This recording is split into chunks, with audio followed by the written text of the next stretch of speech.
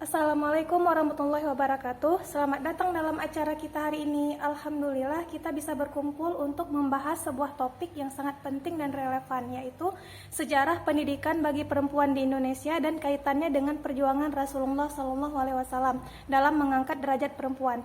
Bersama saya hari ini telah hadir seorang narasumber yang sangat berkompeten di bidangnya, yaitu Azalia, seorang mahasiswa yang saat ini sedang menempuh pendidikan profesi guru. Assalamualaikum Azal, apa kabar? Waalaikumsalam, alhamdulillah kabarnya baik ya.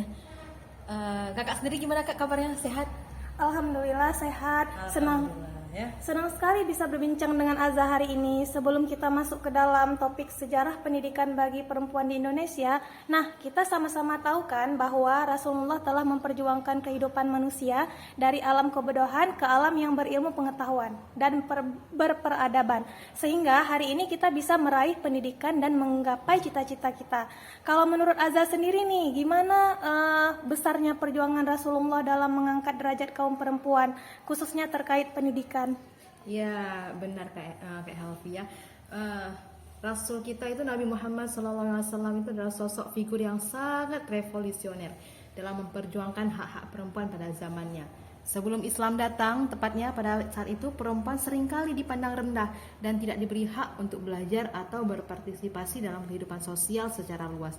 Namun ketika Islam mulai datang nih, Nabi Muhammad SAW menegaskan bahwa sebenarnya mencari ilmu itu adalah kewajiban bagi setiap muslim, baik itu laki-laki maupun perempuan.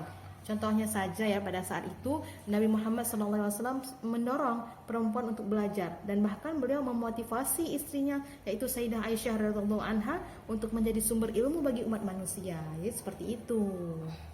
Oh, seperti itu ya. Ya, Masya Allah ya, luar biasa.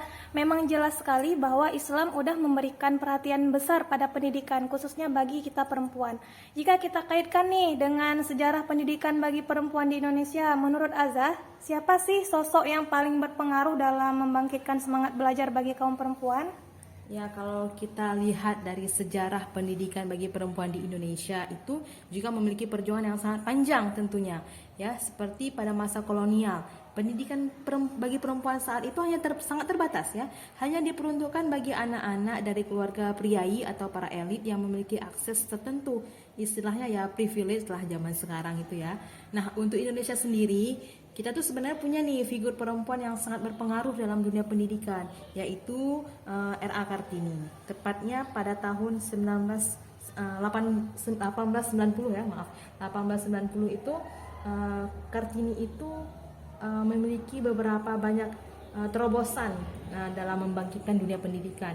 Yang pertama itu beliau membuka sekolah kecil untuk mengajarkan baca tulis, kerajinan tangan, dan memasak. Kemudian beliau juga mendirikan sekolah untuk wanita-wanita Jawa pada tahun 1903. Lalu menyuarakan kesetaraan hak-hak perempuan dengan laki-laki dalam berbagai aspek kehidupan masyarakat, serta menulis surat-surat yang kemudian diterbitkan menjadi sebuah buku, yaitu yang berjudul Habis Gelap Terbitlah Terang. Jadi R.A. Kartini ini adalah sosok contoh nyata ya dalam perjuangan perempuan untuk meraih pendidikan, seperti itu.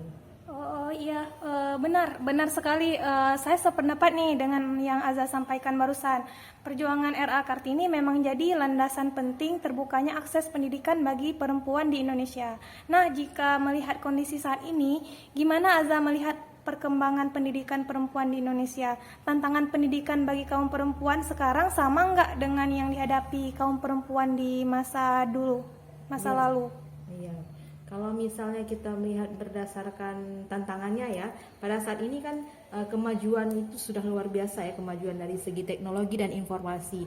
Jadi perempuan di Indonesia sekarang ini sudah memiliki akses yang jauh cukup lebih baik terhadap pendidikan dibandingkan pada masa zaman dahulu gitu. Baik itu di semua tingkatan, dari mulai sekolah dasar hingga perguruan tinggi. Nah, namun tantangannya itu tetap ada ya, setiap zaman itu pasti memiliki tantangan tersendiri, terutama itu di daerah-daerah sekolah terpencil ya, karena terkendalanya akses teknologi dan informasi. Selain itu, meskipun aksesnya sudah lebih baik ya, kualitas pendidikan dan kesempatan untuk berkembang di bidang profesional juga masih perlu ditingkatkan. Ini mengingatkan kita pada pentingnya terus memperjuangkan hak pendidikan seperti yang dulu yang telah diperjuangkan oleh Rasulullah dan para tokoh perempuan di Indonesia, termasuk R.A. Kartini, seperti itu. Wah, keren kali nih, sangat inspiratif mendengar pandangan dari Aza. Jadi selain membuka akses pendidikan, Islam juga menekankan pentingnya pendidikan dalam mencetak generasi berilmu dan bertakwa. Gimana nih menurut Aza lagi tentang pendidikan bagi perempuan berkontribusi dalam menciptakan generasi yang seperti ini? Iya, kalau melihat berbicara tentang menciptakan generasi, membentuk generasi, itu pasti erat kaitannya dengan perempuan ya. Bagaimana tidak gitu ya? Karena kan perempuan itu adalah sebagai ibu ya, atau al-madrasatul ula ya. Artinya ibu itu adalah sekolah pertama bagi anak-anaknya, tempat pendidikan pertama bagi anaknya dalam keluarga. Jadi tentu peran ibu sangat besar dalam menanamkan nilai-nilai agama dan moral kepada anak-anak mereka. Dengan pendidikan yang baik, perempuan dapat mendidik anak-anak untuk menjadi individu yang cerdas, berpengetahuan luas, serta memiliki akhlak yang mulia. Ini sesuai dengan tujuan utama pendidikan dalam Islam, yaitu tidak hanya menciptakan manusia yang cerdas secara intelektual, tapi juga memiliki ketakwaan yang tinggi kepada Allah Subhanahu wa taala. Generasi yang berilmu dan bertakwa ini adalah fondasi yang paling penting untuk kemajuan bangsa Indonesia. Dan pendidikan perempuan adalah salah satu kunci utama untuk bisa mencapai tujuan tersebut. Seperti itu.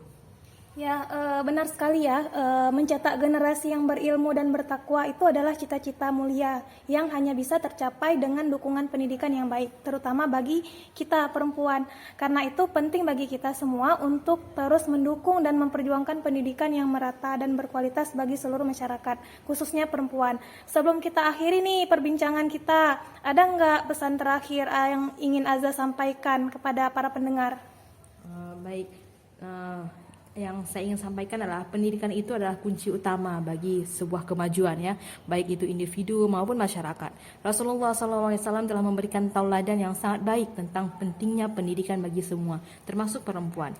Ya, saya berharap ya kita semua gitu ya, baik laki-laki maupun perempuan, terus berjuang untuk memperoleh ilmu. Karena itu adalah salah satu cara kita untuk menghargai karunia yang telah Allah berikan.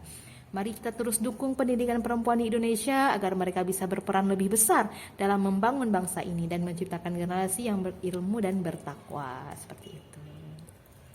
Terima kasih banyak Aza atas diskusi yang sangat bermakna ini. Semoga apa yang kita bahas hari ini dapat menjadi inspirasi bagi kita semua untuk terus mendukung pendidikan, terutama bagi perempuan di Indonesia. Sampai di sini dulu ya perbincangan kita.